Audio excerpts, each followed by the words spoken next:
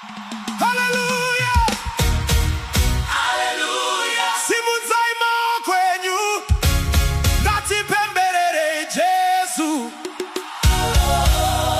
Mambo emati mambo.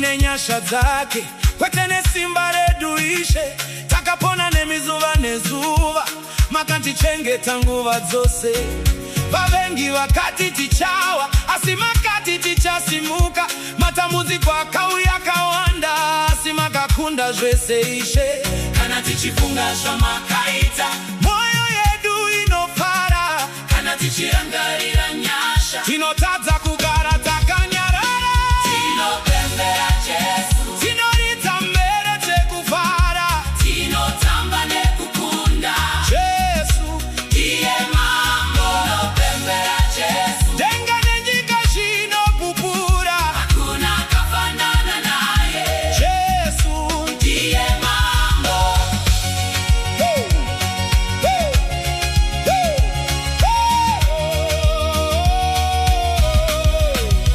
makaporesa vanorwara makavhura maziso emapofu makafambisa makumbo evakaremara simba renyu hariperi makaputsa maketani edu makatisunungura ishe nasi takamira takasununguka tichipembera kukunda kwenyu kana tichitarisa zvose izvi hatigoni kunyarara rumbidzo dzinongobuda tishiye